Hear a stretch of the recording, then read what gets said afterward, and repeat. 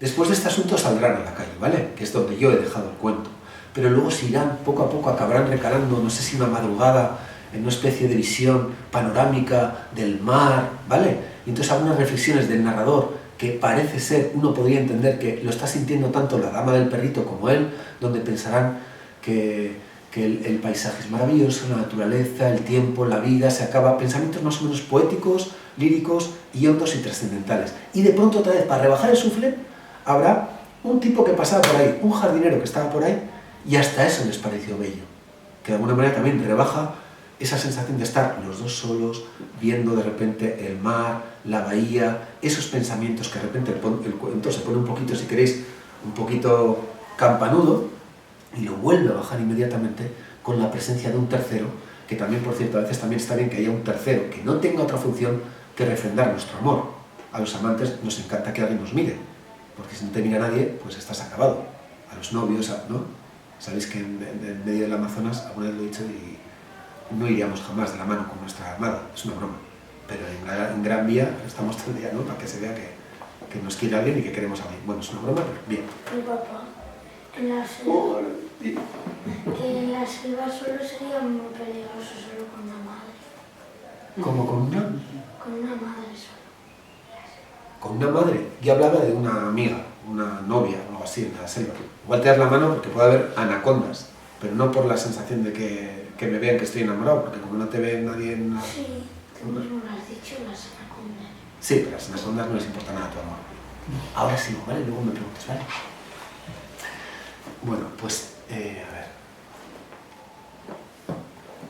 Bueno, lo que es el momento genial que os quería comentar ahora es que están hablando de cómo la pecadora de un cuadro antiguo hace todo esto porque iba a dejar de respetarte.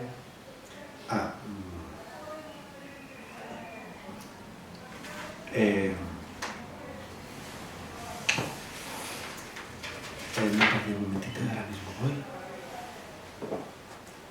Vale. Esto no está bien, dijo. Ahora usted será el primero en no respetarme, es mucho peor, o sea, es como, esto no está bien, dijo, o sea, veis que ya para ella es algo muy, muy grave ese momento. Entonces, ¿qué hace Chekhov ahora? Dice esto. Sobre la mesa había una sandía. ¿A quién coño se le ocurre cortar este momento con una sandía en la mesa? ¿Lo entendéis? Nadie en la historia lo ha hecho, porque cuando esto no está bien, a usted no se le ocurre respetar, pues el otro se pone de rodillas en el suelo, la otra llora, se insultan, se aman, vuelven a besarse, sacan una pistola. Pero una sandía, ¿qué coño pinta una sandía? Ese es el modo maravilloso en que él rebaja esta situación. Y es terrible. Esto es terrible, ¿eh? Porque mirad, sobre la mesa había una sandía. Gurov cortó una rodaja y empezó a comer sin prisas. Pasaron al menos media hora en silencio. Esto es tremendo. Y yo diría que este es el núcleo de esta escena. Significa, sobre la mesa había una sandía, punto. Gurov cortó una rodaja, una sandía. Ahí sí que se ve que es un hombre experimentado, porque en la primera cita no te pones a comer sandía, ¿sabéis, no? Es maravillosa la sandía, pero te pones como un auténtico gorrino. O sea, él vuelve, yo creo que le está diciendo, joder, hasta hace poco éramos unos salvajes, permítame seguir siendo un salvaje. ¿Por qué no te sumas? Yo creo que está diciendo como, serías capaz, y bueno, lo dice, ¿eh? No es que le esté invitando, pero me da la sensación de que él querría, son elucubraciones, decir, comamos ambos yo empiezo la sandía por aquí y tú vas por el otro a la mitad. Y como ¿no? El perrito de dama y vagabundo, nos encontramos en medio de la sandía. Pero por favor, come sandía conmigo y engúárrate conmigo. Pero no dice esto. Entonces, ella dice esto y había una sandía. Gurov cortó una rodaja y empezó a comer sin prisas. Cuidado que aquí el tío de repente, esto es raro también, porque creo que tiene la sartén por el mango, ahora sí se ve, está más experimentado, y yo creo que posiblemente la esté castigando también. Sin prisas, hijo de perra. O sea, en vez de ayudarla directamente a ella a salir de este entuerto, va a esperar un poco. Y es cruel, pero es verdad que cuando esperas, también salen cosas de la otra. No sé si se espera para ver qué más va a salir de ella y hasta qué punto va a decir cosas. Le va a dar pistas sobre ella y ella va a empezar a una situación en la que va a empezar a decir muchas cosas de distinto calado. Va a interpretar, va a decir grandes verdades, va a sobreactuar. Bien, yo creo que la clave es a veces comer una sandía y callar y ver cómo el otro se va embarrando. Entonces dice, sobre la mesa había una sandía. Gurov cortó una rodaja y empezó a comer sin prisas. Pasaron al menos media hora en silencio. ¿Habéis visto algo más violento? Esto es peor que las películas de Tarantino. Contad media hora en un primer encuentro, en una habitación con alguien que acaba de hacer el amor, yo creo que no se resiste. Media hora en silencio, ¿no? Que la gente habla para decir, ¿no? Para saber que me sigues mirando, me sigues queriendo, no sé qué tal, pero en media hora hay que valer, ¿eh? Para estar ahí media hora comiendo sandía mientras la otra... Bien, Ana Sergeyevna estaba conmovedora. Él se está fijando en ella también como mujer bella. Él sigue diciendo, tus adherencias, todavía no he recibido toda la cascada, pero yo creo decir como, me sobra, pero qué guapa estás. Bueno, vete a saber si ella también está haciendo la composición de, ¿te parezco que estoy como la pecadora del cuadro antiguo? Vete a saber si sería en flirteo, Pero dice, Ana Sergeyevna, resultado para él, estaba conmovedora, desprendía ese aura de pureza de las mujeres honradas, ingenuas y poco conocedoras de la vida. Una vela solitaria que ardía sobre la mesa iluminaba apenas su rostro, pero era evidente que sentía un peso en el corazón. Es verdad, aparte de la representación, es verdad que ella estaba sufriendo, y él lo sabía, y él deja pasar media hora comiendo sandía. ¿Por qué iba a dejar de respetarte? Le saca por fin Gurov del asunto un poco.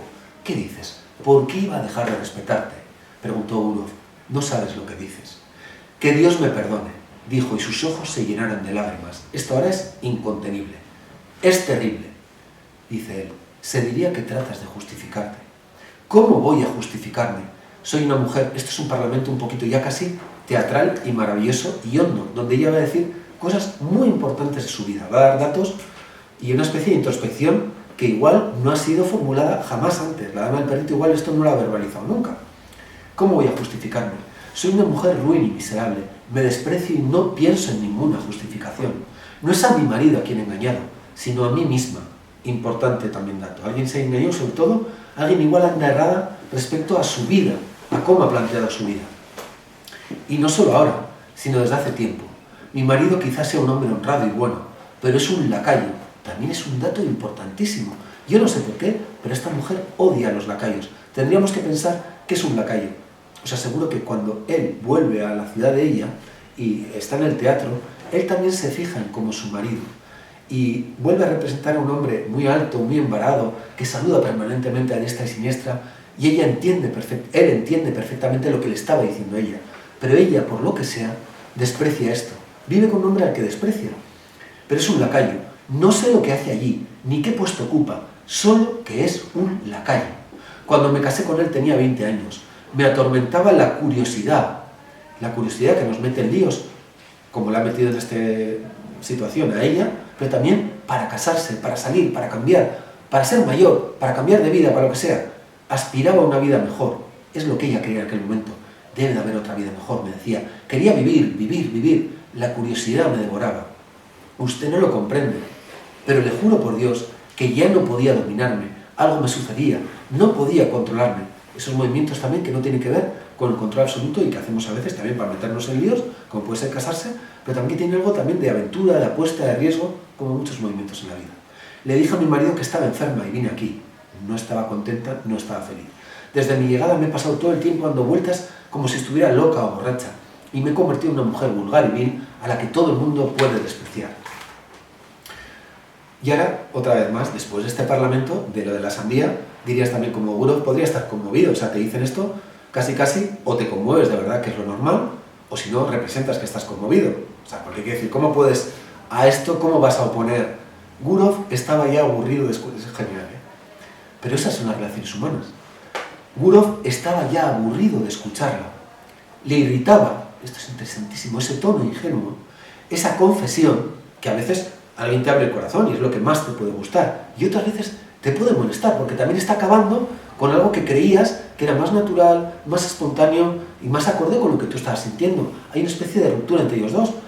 Está que le irritaba ese tono ingenuo, esa confesión tan inesperada como intempestiva. Y dice ahora, de no haber sido por las lágrimas, habría podido pensarse que bromeaba o interpretaba un papel. Lo más serio de ella, lo más serio dicho, no se lo acaba de creer. Y esto sucede a veces, porque a veces ni siquiera parece que es una confesión, pero tampoco estás hablando realmente del momento en el que estás, de lo que realmente deseas, de lo que quieres. Es complicadísimo, creo, entendernos y saber exactamente lo que queremos, pese a las palabras. Bueno, dice, no lo entiendo, dijo él en voz baja. ¿Qué es lo que quieres? O sea, aclara qué es lo que quieres. Y yo, o sea, yo estoy aquí, estoy contigo, has estado conmigo, vale, me has contado esto, ¿y ahora qué es lo que quieres? Ella ocultó el rostro en su pecho y se apretó contra él. Una vez más, yo creo que ella está hablando aquí sin hablar. ¿Cómo? A veces callas y estás diciendo, vámonos a tu habitación a acostar. Y a veces, en este caso, pasa algo similar. Ella ha hablado mucho y ahora, en vez de contestar, porque sabéis que a veces no hay que contestar las preguntas, a veces hay preguntas que no hay que contestar, que menos mal que no sé. ¿Qué es lo que quieres? Lo que querría, y dices, estoy delante de una idiota, es una broma.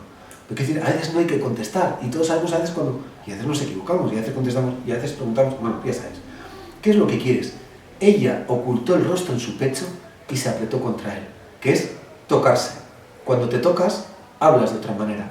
Y todas esas palabras que parece que son muy importantes, ¿cuándo somos más verdaderos? ¿Cuando hablamos? ¿Cuando confesamos? ¿Cuando tocamos?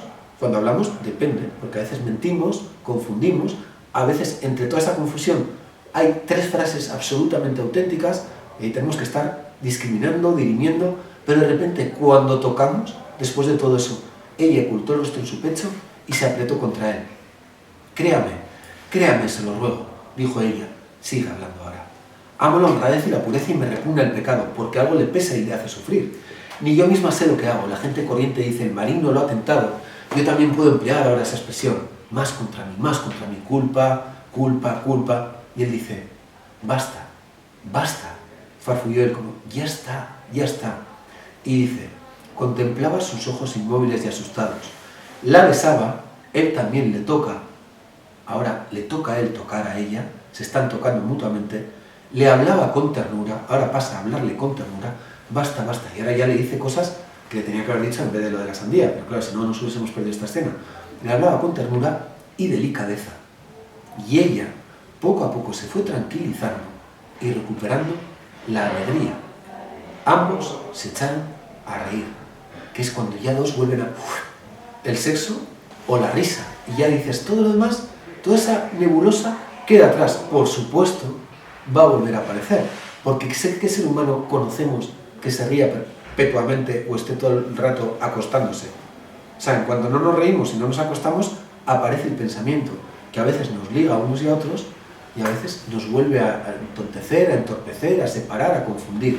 Y dice, más tarde, cuando salieron en el malecón, y ya han salido. Además, corre el aire.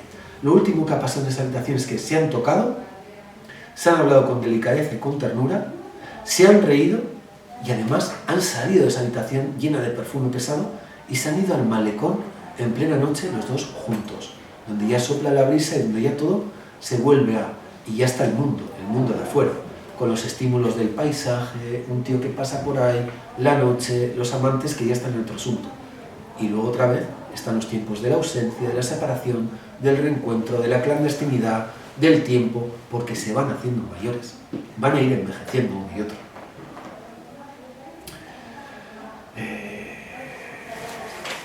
Creo que a grandes rasgos eso igual marca ya el final de todo esto, ¿no? Y luego, no sé si detenerme un momentito en ese asunto inicial que os he leído, también me ha parecido, pero no sé si volver a leer, no tanto, me parece muy bonito lo de la presentación de él que os he leído.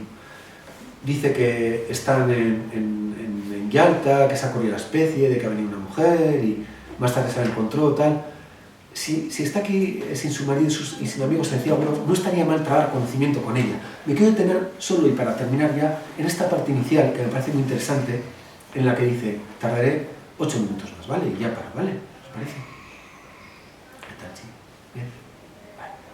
Dice así, aún no ha habido cumplido los 40, pero ya tenía una hija, o sea, de repente el foco estaba en ella, ¿vale? Estaba en ella, en la dama, en que iba a venir, se había corrido la especie, está un poco en general, pero el foco poco a poco se detiene en ellos y de repente, si está aquí sin su marido y sin amigos, se decía Gurov, no estaría mal trabajar con el objetivo de él, pero ahora de repente intenta hablarnos un poquito, ¿y quién es este tipo? Y nos dice, aún no había cumplido los 40, pero ya tenía una hija de 12 años y 2 hijos que iban al instituto. Se había casado joven, siendo estudiante de segundo curso, y ahora su esposa parecía mucho mayor que él. Era una mujer alta, con las cejas oscuras, embarada, grave, con aire de importancia y, como ella misma decía, intelectual. Leía mucho, utilizaba la nueva ortografía en su correspondencia, llamaba a su marido Dimitri en lugar de Dmitri, vale. En su fuero interno, relaciones humanas, su mujer, en su fuero interno, porque existe el fuero interno y también existe el fuero interno en las relaciones de convivencia, él la consideraba limitada, mezquina y vulgar. O sea, una trabaja y hace todo por ser intelectualmente potente, tal, pero hay algo que no se traslada con agrado a él y le causa una sensación de limitada, mezquina y vulgar. Le tenía miedo y no le gustaba estar en casa. De alguna manera la rehuía. Se sentía... Qué cosa más paradójica, ¿no? Porque a menudo también hablamos de hombres que desprecian a sus mujeres y entonces la mujer es una mujer sojuzgada que está en casa y entonces él sale para conocer a mujeres más interesantes. Él no estaba cómodo en su vida y a veces no logramos trasladar por qué no estamos cómodos y puedes tirar así, bueno, toda tu vida, como sabéis. ¿La engañaba? Esto no es una sensación igual, tal vez, como de poder, es que la engaño. La engañaba hacía tiempo y con harta frecuencia. Se escapaba de ahí. Probablemente, nos dice, probablemente, también esto en literatura siempre es importante, quizá, tal vez, no da una razón, pero dice probablemente, por eso casi siempre hablaba mal de las mujeres. Y cuando en su presencia se hacía algún comentario sobre ellas, exclamaba, esa raza inferior. También estamos con el paraguas de la cultura y de la estupidez que tiene también el contexto y el marco de este tipo de momento histórico, donde él, bueno, me imagino que esto es su reunión de amigotes y de vez en cuando en alguna reunión tiene que hacer esta gracieta. Pero ¿qué piensa él en realidad de la mujer o de las mujeres? ¿O qué representan las mujeres en su vida? Una cosa es lo que uno dice hacia afuera, que igual luego uno no piensa tampoco realmente. Yo digo esto, es que ese es el drama de la vida.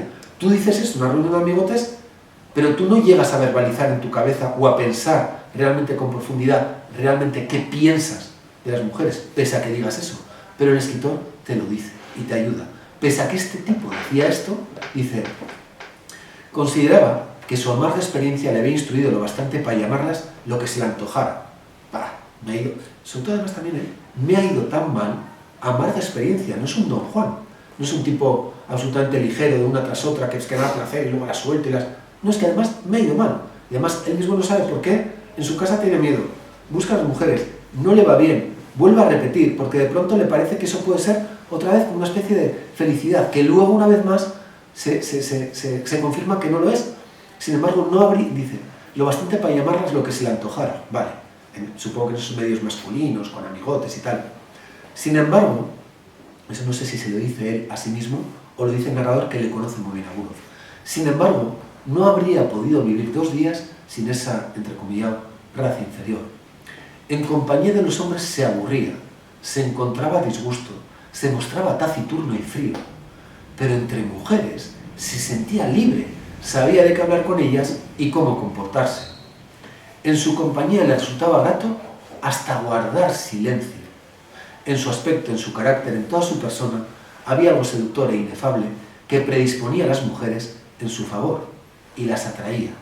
Él lo sabía y a su vez se sentía arrastrado hacia ellas por una fuerza desconocida. A su vez, fijaos que está muy bien explicado, porque no es como, joder, como me pasa a mí con esto con las mujeres y las mujeres es que me vienen y me pasa y es algo que les gusta y él lo sabía y a su vez se sentía arrastrado hacia ellas por una fuerza desconocida. Su experiencia, vuelve a insistir, copiosa y en verdad amarga, le había enseñado desde hace tiempo que... Sí. Va, o sea, dame medio minuto, ¿vale? Ya. Si en un principio su experiencia copiosa y en verdad amarga le había enseñado desde hacía tiempo que si en un principio toda relación aporta a la vida una agradable variedad y se presenta como una aventura maravillosa y sin complicaciones, en el caso de un hombre respetable, sobre todo si se trata de un moscovita vacilante e indeciso, termina convirtiéndose siempre en un auténtico problema, sumamente complejo, que acaba desembocando en una situación desagradable. Bien. Pero cada vez que conocía a una mujer atractiva, esa experiencia parecía borrarse en su memoria y arrebatado por un ansia de vivir, todo se le antojaba sencillo y divertido. Es el caso que un día, vale, y ahora le he mentido a mi hijo que esto no se puede hacer, y voy a leer las 2 últimas líneas del cuento, las 2 últimas líneas del cuento. Dice así. Son 9 líneas. Dice, basta, basta, querida, se han hecho mayores, dijo. ya has llorado bastante. Vamos a hablar un poco, a ver si se nos ocurre algo. Ahora se repite la vida, pero ella ya no está fingiendo, ya no está representando. Ahora es de verdad algo que les atenaza a los dos y que les persigue. El tiempo y que su relación no evoluciona. ¿Pero a dónde va a evolucionar? Simplemente han sido como pájaros que han vivido en distintas jaulas, que de vez en cuando están juntos, pero es algo que está como... Antes, en los momentos difíciles, él se tranquilizaba con todos los razonamientos que le venían a la cabeza. Ahora no tenía ánimos para reflexionar, sentía una honda compasión, quería mostrarse sincero, comprensivo. Basta, querida, dijo, ya has llorado bastante, vamos a hablar un poco, a ver si se nos ocurre algo. Pasaron un largo rato conversando, tratando de hallar una solución para dejar de esconderse, de mentir, de vivir en ciudades diferentes, de pasar prolongados periodos sin verse. ¿Cómo escapar de esas trabas insoportables? ¿Cómo? Se preguntaba él, cogiéndose la cabeza con las manos. ¿Cómo? Le parecía que no tardaría en encontrar una respuesta y que entonces se iniciaría una vida nueva y hermosa. Pero ambos sabían muy bien que ese final aún quedaba muy lejano y que lo más complicado y difícil acababa de empezar. O sea, ha sido impresionante ya. ¿Tu hijo ha escrito más cosas que cuentos? Sí. Ha escrito alguna cosa como, mira, una vez que el tío estaba escribiendo cuentos y le iba muy bien y tenía mucho reconocimiento en Rusia y de pronto se le metió en la cabeza que tenía que hacer algo por los demás y que el cuento era poco. Hay mucha gente que puede pensar que ya hizo mucho por los demás escribiendo cuentos. Pero él de repente, como había también muchos escritores en Rusia que estaban muy concernidos por hacer cosas por los demás y escribían otro tipo de literatura comprometida, que él también a veces, no es que se riera de eso, pero le parecía un poco comprometida, es como... Él lo hacía. Él era médico y escribía de la gente que no tenía dinero, escribía de muchas cosas, pero un día dijo, no estoy haciendo lo suficiente. Y se fue a una isla que estaba lleno de presos, en Sajalín, y se fue a contar la vida de esa gente. Entonces es un libro descriptivo donde él cuenta vidas de gentes que si él no fuera ahí a contarlo, nadie sabría ni cómo vivían. Y él dijo, voy a dedicar un libro a esta gente. Y ahí no escribió cuentos, sino que contaba exactamente cómo vivía esa gente. ¿Y novelas escritas? No, tiene un cuento un poquito más largo, alguna cosa que quiere ser una novela, y no sé si al final se consigue una novelita o tal, pero no especialmente, no sé, La Estepa, algún cuento un poquito más largo, pero no sé. Obras de teatro, dramaturgo, sí. Escribió muchas obras de teatro y tuvo mucha fama. Y al final tuvo una novia con la que no se veía mucho, que era actriz, y esta mujer representaba incluso obras que él escribía. ¿No era médico? Si haces cosas muy divertidas en la vida, puedes hacer muchas cosas en la vida. Y él al final, en una vida corta, porque muere a los 44 años, hizo bastantes cosas. Entonces al final, digamos que poco a poco la escritura cogió mucha fuerza para él, pero durante muchos años fue médico. Y el ser médico significa conocer a mucha gente que sufre, y él se fija en esta persona joven, en esta abuela, en este chico, y entonces nos iba contando historias de todas esas gentes distintas. La novia del que has dicho, ¿cómo se llama? De Gurov.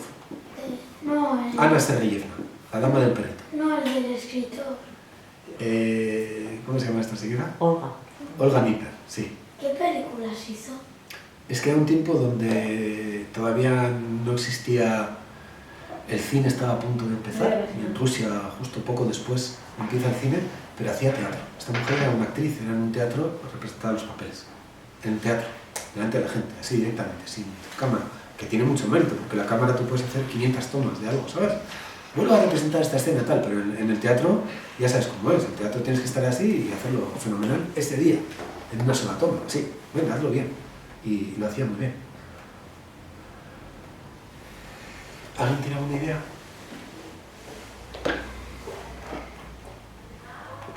A mí siempre he pensado, cuando he leído el pasaje de la reflexión de ella sobre su vida, ¿no? Sobre su marido, sobre el peso de la cultura, creo que lo has definido. Cuando ella hace esas exclamaciones de curiosidad, quiero vivir, Sí. quiero salir, quiero tal, Sí. entonces claro, automáticamente pues les ha venido algo tan tópico y típico como como la mujer esta de ¿cómo se llama? Se me ha ido. Tómate tu tiempo. Sí. Karenina, No, la otra, esta, la de la regenta. No, es la francesa. Madame Bovary. Madame Bovary. Madame Bovary. Sí. De Flaubert, ¿no? Sí. Pues me ha venido esa imagen también, como esa misma reacción también de que da a la estructura social un peso terrible sobre la construcción emocional Claro, de las personas, ¿no? Sí. Y claro, el narrador, yo sí creo que el narrador tiene un sesgo hacia a Dimitri Gulov más que hacia ella, ¿no? Sí. Igual también, pues eso, queda por el peso de su condición de hombre también, ¿no? Incluso. Sí. Luego el final, ¿no? El final también, como creo que has comentado algo también sobre cómo no hay, y creo que son en casi todos los cuentos, por lo menos los que he leído yo de Chekhov, en muchos no hay un cierre determinado y exclusivo donde se manifiesta una epifanía, donde se manifiesta una solución, donde aparece algo concluido. No, todo es como lo has leído magníficamente, ¿no? Y todo acaba de empezar. Y así en muchos puntos de la completamente abiertos, que luego fue una... Algo que ha sido limitado, hoy nadie acaba nada. Hoy no es un cuento que acabe, vamos. Sí. Y además en torno al cuento viene muy bien, porque los cuentos son fragmentos, ¿no? Así como la novela se puede entender como una totalidad, aunque también sea de fragmento, pero más de totalidad, Sí. el cuento son fragmentos, entonces bueno, pues empieza sin saber, es como la vida misma, ¿no? Sí. No sabes de dónde vienes, ni muchas veces ni a dónde va, ¿no? Pero el personaje que retrata el cuento, ¿no? Pero fijaos que en este cuento, yo creo que hay muchos cuentos de Chekhov donde es capaz de fijarse en una noche de, por ejemplo, en Tristeza, habla de un padre que acaba de perder a su hijo y quiere contárselo. Es cochero y bueno, pues hace un frío terrible, es todo absolutamente siniestro y sórdido, y él tiene la necesidad de contar que su hijo ha muerto. Él está trabajando y la gente que se sube a su carruaje, en realidad ellos quieren vivir y nadie se ha muerto de su familia y no tienen ningún interés en oír hablar de la muerte. Él simplemente le ven como alguien que les va a llevar a la siguiente fiesta, a la siguiente no sé qué, y permanentemente, entre que otro es un pobre viejo que va conduciendo el caballo, nieva, tose, ha perdido a su hijo, y él de vez en cuando quiere simplemente comentarlo, dejarlo entrever, intenta calzar, y la gente le desprecia, le llama viejo, no le quiere escuchar, están a la fiesta, están bebiendo en el carruaje, le insultan. Bueno, al final acabará este hombre hablando a su caballo, un animal, para intentar consolarse ya cuando alguien quiere verbalizar y decir lo que te ha pasado porque no soportas más. Pero eso sí sería, yo creo, una estructura de cuento. Nadie puede hacer, quiero decir más o menos, nadie puede hacer una novela con eso. Pero en cambio, en realidad, si examinamos este cuento en concreto, sí creo que es un cuento que podría haber contado perfectamente él mismo como novela, o Tolstoy, o es que lo habéis visto, es un cuento donde está la semilla, son los tiempos del amor, el tragar conocimiento en un sitio de veraneo más o menos intrascendente, pensar que puedes acostarte con una tía incluso sin saber su nombre y puede ser emocionante y divertidísimo, pero luego poco a poco se van gustando, se van conociendo, se van a ir viendo, van a ir envejeciendo, o sea, en realidad ahí hay una novela, en ese cuento utiliza los distintos tiempos del amor, y yo creo que para mí uno de los protagonistas del cuento es el tiempo del amor, o sea, cómo se va organizando cuando sobre todo permaneces con un ser al que quieres y al que amas.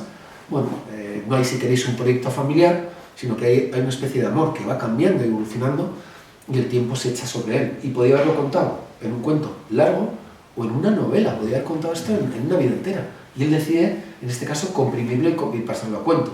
Pero es absolutamente susceptible esto de ser alargado, y podía ser otro cuento similar a Madame Bovary del 19 o al Despertar de Kate Chopin, la escritora que escribió también sobre Edna Pontellier, una americana que escribe también sobre una mujer que no vive su sexualidad plena y que quiere un cambio de vida y tal, y ella decide contarlo en una novela. Pero bueno, Chekhov lo hace en un cuento. Hay gente que dirá, joder, qué magistral hacer todos estos movimientos en un cuento. A mí se me parece magistral, absolutamente compatible con leer una gran novela de vida, ¿no? De la regenta, ¿no? Pues es compatible, creo. Perdón. ¿Por qué no rollo la hija del capitán o, por ejemplo, Dubrovsky el bandido le pone el título de la dama y el perrito? Porque no tiene nada que ver el perrito con la historia de amor de aquellas dos personas. Pues sí. La dama del perrito. Pues yo creo que, ¿sabes qué pasa? Que, no sé, no tengo ni idea, León, pero pienso que a veces cuando te enamoras de una persona al principio es por un detalle absolutamente intrascendente, porque el día que la viste, ¿sabes? Estaba como tomando un helado de avellana. Y para ti siempre el helado de avellana, porque el helado de avellana un día normal no es muy importante, pero si el helado de avellana es el principio de una historia de amor muy, muy larga, pues de repente es como el primer capítulo, el primer episodio. Entonces la vi y estaba como un perrito. ¿Sabes qué pasa? Incluso cuando le va a buscar a la casa donde vive, a la ciudad de provincias en la que vive, una ciudad, él le va a buscar para decirle que no puede vivir sin ella, que se da cuenta que en Moscú ya no está tranquilo. ¿Y sabes qué pasa ese día? Que de pronto está tan excitado por volver a verla, ve como alguien le dice que es a su casa y no sé qué, la va a ver luego en el teatro, pero ya se acerca ahí a husmear y dice, no, pero si me acerco aquí el marido va a pensar, no, va a ser un desastre, pero no me van a ver, pero tal, y escucha incluso tocar un piano a lo lejos y él, debe ser ella la que toca el piano, pero no la puedo ver, pero él está como súper enamorado. Y de pronto escucha ladrar al perrito y ¿sabes lo que le pasa? Que se inquieta mucho porque no se acuerda el nombre del perrito. Que creo, si no recuerdo bien, ni estoy seguro que se diga. Sí, pero de repente, ella, ¿no? sí, y el Lulu le llama, ¿no? Pero es como un tipo de perrito. Pero él no se acuerda del nombre del perrito y se pone muy inquieto. Le molesta mucho no acordarse el nombre del perrito. Pero para siempre, para él, en su corazón será la dama del perrito.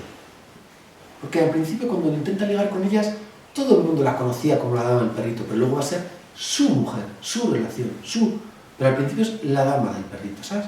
Igual hasta se dice con otro, mira, aquí viene la dama del perrito. Y luego ya se hace una historia de ellos Este dos. libro es como Colmillo Blanco, que se puede entender porque llaman Colmillo Blanco porque es perro lobo y tiene un poco de sentido, pero la dama del perrito... Bueno, eso tú lo piensas. Si tú lo hubieras escrito, le puedes llamar también Ana Serrellena. Sí, Hombre, también aparece una sandía, le llamamos la dama de la sandía. Es que la sandía no era de la dama. exacto. La sandía la Bueno, puso en estaba en la frutero. habitación. Está en la habitación, además. Qué morro, eso no lo hemos pensado. Vas a la casa de una tía el primer día y te coges la sandía y le pregunta, un maleducado. Ya, pero es que si aparece un perro en el libro, ya está. Bueno, cada uno elige como titular, pero yo creo que tiene ese sentido, tal vez. Bueno, el día que tú escribas, si quieres escribir, titulas como ¿Qué te dé. título le hubieses puesto tú? No sé. Yo mis libros sí sé, pero... Ya claro, de tus libros, pero nada que ver. ¿Tenéis más ideas? ¿Alguien más quiere decir algo? Pues bueno, yo intento como pensar qué hubiese escrito, qué historia hubiese escrito con esos mismos personajes ahora, ¿sabes, no? Ahora, en este tiempo actual. O sea, intento sacar del cuento Sí. qué cosas se dan ahora también. ¿Pensáis que los Y hay- tiempos y hay- del amor Sí, han sí. cambiado mucho, los tiempos del amor, las relaciones, Yo creo que sí. un hombre y una mujer luego en la intimidad? No digo ya lo que decimos fuera, sino cuando estamos... ¿También creéis que sigue habiendo posibilidad de desajustes, de pequeñas desarmonías? Sí. Yo creo que sí. Los tiempos del amor igual no, pero los tiempos en los que se genera una relación sí han cambiado. Sí han cambiado. La inmediatez, vamos, Sí. para coger o para soltar, o para... Sí, o sea, quiero decir, otro tipo de problemas puede haber, pero es raro que alguien te empiece a decir soy una pecadora, o sea, es raro, o sea, es No, raro, pero cambio ya sentirse eso. culpable sí, ¿no? Sí, Me siento por culpable. muchas porque cosas, claro. He venido aquí desorientada, no me van las cosas bien, no sé qué he venido a buscar, pero ahora he hecho esto, estoy contigo. Sí, esa confusión Eso sí, y que estás engañando a alguien, ¿no? La culpa. La culpa. la culpa, La culpa. que tampoco tiene por qué haber prescrito todo, ¿no? O sea, tampoco... ¿Piensas algo de esto, Yolanda? Tú sabes mucho de culpas. ¿No? Y de arrepentimiento. Yo creo que sí, en cambio los tiempos, estoy de acuerdo, yo creo que ahora todo es mucho más inmediato, pero los tiempos íntimos de cómo se viven las cosas, no sé si tanto si se llegan a vivir. O sea, creo que cambien los tiempos hace que no se pueda desplegar esa vivencia. Si se desplegara, el tiempo sí sería más parecido al del relato, creo yo. Si no, no va a llegar a ocurrir. Y luego otra cosa que habéis dicho que me parecía importante es todo lo que Chekhov refleja. No tiene ninguna pretensión de hacer una novela, no quiere contar la historia particular de nadie, ni toda la evolución de la historia de cada uno, ¿no? Sino reflejar eso. No sé si el tiempo del amor, pero desde luego sí lo que ocurre entre dos personas. Cada vez marcar un poco, en uno es tristeza, en otro es el amor, y eso es lo que hace muy bien. Me encanta escucharlo. No sé. Todo eso primero que has dicho. Y lo de la culpa, pues no sé si hay mucha más culpa, o sea, si sigue siendo la misma. Creo que hay ahora socialmente, creo que hay como una especie de permiso mayor a la hora de vivir sin culpa, lo cual no la elimina del todo, porque tenemos cierta educación muchos y no la elimina del todo, pero sí bastante. Lo que aparecen es mucho, yo creo que mucho más, cuando hay mucha inmediatez, aparece mucho más otro tipo de angustias. No tanto culpabilidad por haber hecho algo que está mal, sino como hay como un empuje, ¿no? Algo inmediato, a entrar en contacto no con uno, sino con muchos, de las sensaciones de vacío, de confusión. Tú has dicho, por ejemplo, Belén, tú has hablado de confusión. Yo creo que eso puede estar predominando más que la culpa en este momento. Hombre, yo culpa me refería a que siempre que tienes una relación, sea la época que sea, si estás engañando, estás ocultando algo, siempre hay una sensación como, ¿no? De inquietud. Y que una chica hoy en día puede ir a un sitio de veraneo y tal, huyendo de casa, de lo que tiene en casa, él también va huyendo, ¿no? No son felices y entonces vas, no sabes a qué, y bueno, pues es un encuentro, no sé, él me tiene un poco confundida, ese personaje masculino. Intento verlo en esa época, ¿eh? Pero es que también reconozco ese personaje ahora también. No sé, estoy un poco yo... Yo creo que tiene algún otro personaje masculino, Chekhov, también, que a mí me da la sensación de que es como si a pesar de ellos descubrieran el amor. O sea, como si el amor les pillara. Ya, ¿no? Ellos no ya, van cazador cazado. Algo así, ¿no? Les pilla por el camino algo del amor. ¿Por qué Chekhov decide en algunas partes, o sea, perder un tiempo, por ejemplo, diciendo como si estuvieran esperando a una persona más que saliera del barco? Porque el mérito de la historia es como la relación entre ellos. No tiene nada que ver un barco para eso de esperar. Con tal de que lo vean, ya se podría ver cómo se está. Creo que porque cuando... Bueno, el tema del amor, porque cuando te gusta alguien no siempre dices todo el rato lo que sientes, ¿sabes? El amor también tiene algo como de juego, de máscaras, de esperar, de sentir, ¿sabes? No es todo tan... ¿Sabes? Quiero jugar, pues jugamos. Quiero no sé qué, tiene como sus propias reglas. ¿Entiendes? Un poquito sus propios tiempos. Por el momento quédate con eso. Entonces, no creo que sea como lo de... Cuando ellos están mirando barcos, igual en realidad también están como conociéndose al mismo tiempo, ¿entiendes? Parece que solo están mirando barcos y dices como, ¿pero qué hacen estos mirando barcos? Pero hay como cosas por debajo. Pero igual, ¿no? Igual es verdad que también como necesitan que aparezca alguien que diluya un poco toda esa tensión que están viviendo entre ellos dos, ¿no? ¿Qué? Si no hubiera barcos es que te saltas al cuello del otro, es que está muy bien, a veces que haya barco para disimular todo eso. Y al final, fíjate que todo eso sirve para que ellos se vayan otra vez y se junten otra vez, ¿sabes? Como...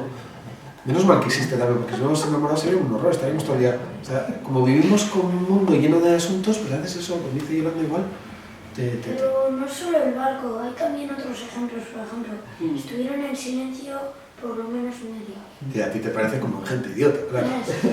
Pues si vas a idiotas, no sé. Pues... No, pues porque a veces claro, porque tú muchas cosas, yo creo que ahora dices como tengo un amigo, hablo, tengo un padre, pregunto, tengo no sé qué, pero yo creo que en la vida luego hay momentos en los que de repente no tienes siempre necesidad de hablar y a veces puedes estar con una persona con la que no hablas, puedes estar muy a gusto, yo creo que es lo que les pasa y dentro de ellos están pasando muchas cosas cuando están en silencio. No están en silencio como ¿Sabes? No es, o sea, le está pasando cosas por dentro, ¿vale? Algo así. Vale. Que hablando de Chekhov, aquí hay un libro de Chekhov. Y esa es la edición que tú tienes en casa. Es uno de esas como roja, verde o, ¿verdad? Es la verde. Se te va una, ¿eh? Qué bien. ¿Alguna otra idea tenéis? ¿Alguien que más quiere decir algo? Última, amigo? Vale, pues si Chekhov me deja una historia que no esté acabada del todo. Tengo algún libro donde hay asuntos como de apuntes de la historia, ¿sabes? Los escritores yo creo que tienen muchas cosas, inicios que no acabaron de escribirse. Sí tiene algo de eso. Sí. Vale. Como lo que decías, ¿no? Pues muchísimas gracias por venir y que paséis buena tarde, ¿vale? Lo que queda. Y, ay, papá, lo has hecho muy bien.